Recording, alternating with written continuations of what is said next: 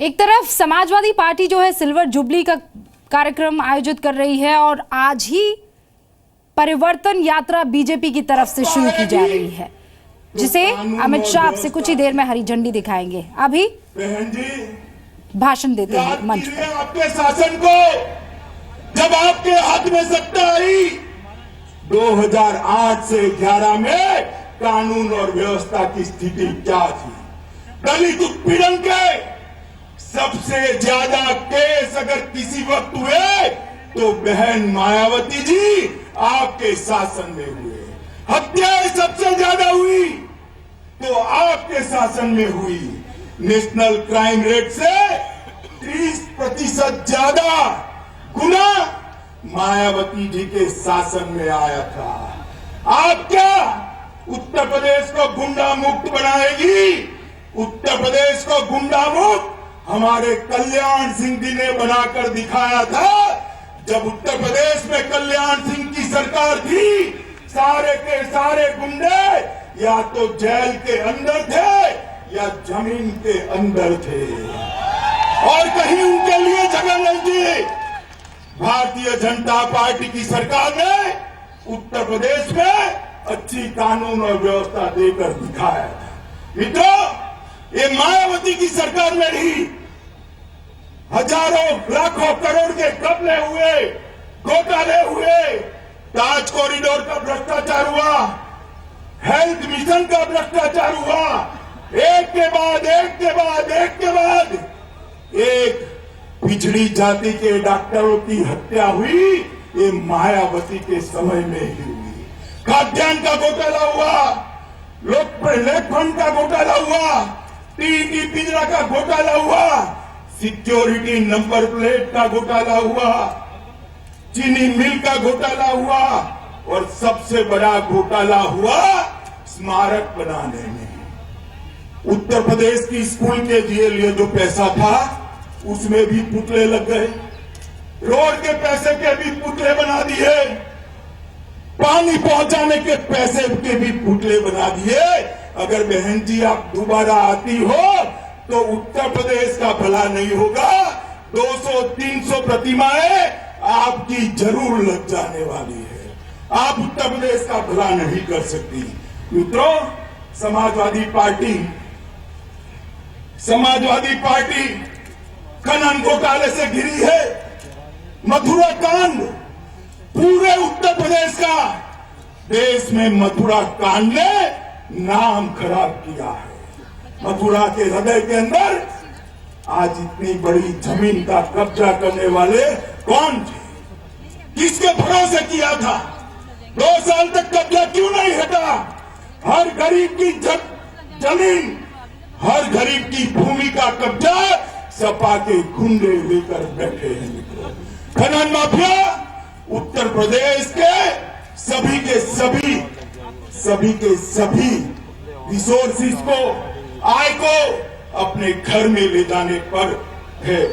मनरेगा, दरोगा भर्ती का घोटाला और मित्रों, बुलंदशहर की शर्मनाक घटना भी समाजवादी पार्टी के उसमें हुई है और इनके राज में 161% गुनाह की वृद्धि हुई है मित्रों। और पश्चिमी उत्तर प्रदेश तो विशेष रूप से प्रभावित है। यहाँ के मूल बासिंदे, यहाँ के रहने वाले आज पश्चिम बीएसपी और समाजवादी पार्टी दोनों पर ही निशाना साधते हुए अमित शाह। अभी ये सपा बसपा कांग्रेस ने हाय तौबा मचाई है कि ट्रिपल तलाक के मुद्दे पर भारतीय जनता पार्टी की सरकार ने जो स्टैंड लिया है इस पर हाय तौबा मचाई, जैसे उनकी नानी मर गई हो। हाय तौबा मची हुई है। मैं आपको पूछना चाहता हूं, मुस्लिम महिलाओं की अधिकार का रक्षण होना चाहिए या नहीं होना चाहिए? बताइए, होना चाहिए या नहीं होना चाहिए? ट्रिपल तलाक जैसी व्यवस्था जानी चाहिए या नहीं जानी चाहिए? क्या मजाक बना के रखा है? वोट बैंक की राजनीति के लिए महिलाओं के अधिकार के साथ आप छेड़खानी कर रहे हो मित्रों। उनको देश की सुरक्षा का भी भान नहीं।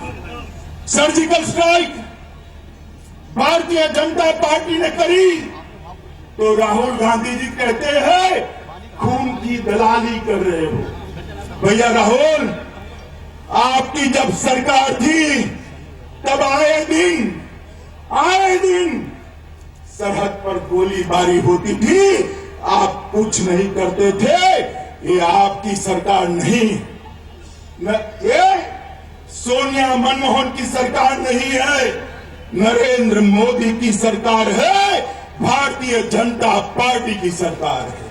अगर अब कोई हिम्मत करता है तो हम ईंट का जवाब पत्थर से देने वाले हैं और गोली का जवाब गोले से मिलने वाला है। मित्रों, अभी वन रैंक वन पेंशन के लिए भी राहुल गांधी को मैंने परसों देखा। Rahul Gandhi ji one rank one pension के लिए सवाल खड़े थे। अरे भैया राहुल, शायद युवानी में ही आपकी याददाश्त कम हो गई। ये वन रैंक वन पेंशन का मसला आपकी नानी जब प्रधानमंत्री थी तब का था। इंदिरा जी प्रधानमंत्री रही, आपके पिताजी प्रधानमंत्री रहे, आपकी माताजी के नेतृत्व में भी कांग्रेस की सरकार 10 साल चली, तब तक कहां थे?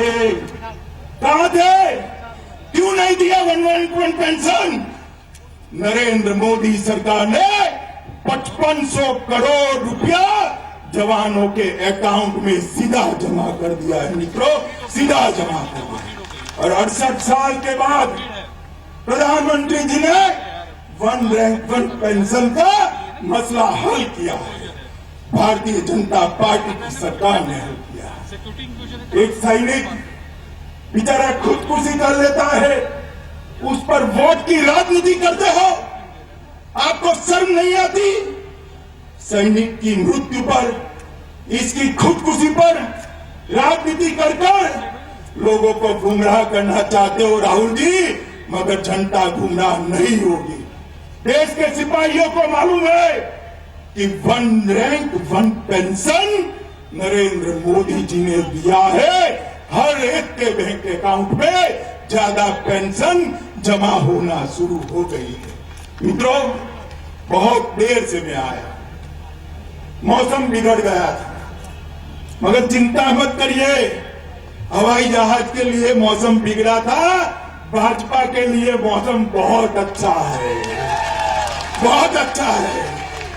और मैं कहना चाहता हूं, मैं 2014 में उत्तर प्रदेश का प्रभारी था, मैं उत्तर प्रदेश की नब्ज नब्ज को जानता हूं। 2014 में जो उत्साह दिखाई पड़ता था, उससे अनेक गुना ज्यादा उत्साह अभी दिखाई पड़ता है। एक केशव प्रसाद और एमजी माथुर की जोड़ी, शायद उनको भी मालूम नहीं है उनको कितना बड़ा यश मिलने वाला है। मेरी बात याद रखना मित्रों, आजादी के बाद सबसे बड़े बहुमत वाली किसी भी पार्टी में सबसे बड़े बहुमत वाली भाजपा सरकार उत्तर प्रदेश में बनने जा रही है मित्रों। और जो इसको नहीं पहचानते हैं वो अपने हाथ मिला मिला कर खुश हो रहे हैं। भैया, आपके हाथ मिलाने से क्या होगा? जनता के हाथ मिलाने से लोकतंत्र में सत्ता आती है, जनता के हाथ मिलाने से। मित्रों, आज मैं प्रदेश भर में फैले हुए भारतीय जनता पार्टी के 1 करोड़ से ज्यादा कार्यकर्ता का आह्वान करना चाहता हूं, प्रदेश की 20 करोड़ से ज्यादा आबादी का आह्वान करना चाहता हूं कि इस प्रदेश को सपा बसपा कांग्रेस ने बर्बाद कर दिया है, बर्बाद कर दिया है। एक मौका भारतीय जनता पार्टी को दीजिए, एक मौका नरेंद्र मोदी को दीजिए, एक मौका भारतीय जनता पार्टी को उत्तर प्रदेश को संवारने का दीजिए। हम उत्तर प्रदेश को भारत का 1 नंबर का प्रदेश बनाकर छोड़ेंगे। बताइए, आप सभी लोग मोदी जी के साथ यूपी का विकास करने के लिए तैयार है? दोनों हाथ खड़े कर बताइए, तैयार है?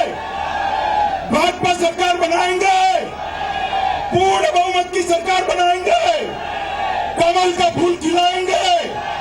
तो मेरे साथ बोलिए, भारत माता की, भारत माता की, भारत माता की, वंदे मातरम।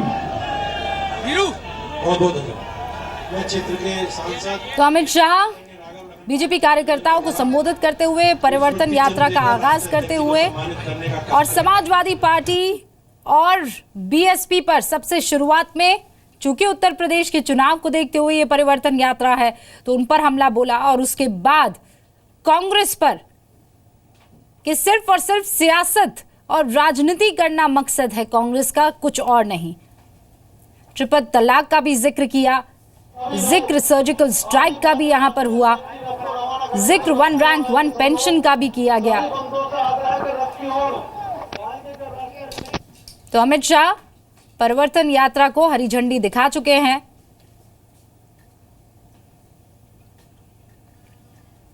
और 25 तारीख तक अलग अलग शहरों में ये रैली चलने वाली है। इस रैली का आयोजन होगा, ये यात्रा फिर 25 को खत्म होगी और समापन रैली को संबोधित प्रधानमंत्री नरेंद्र मोदी करेंगे।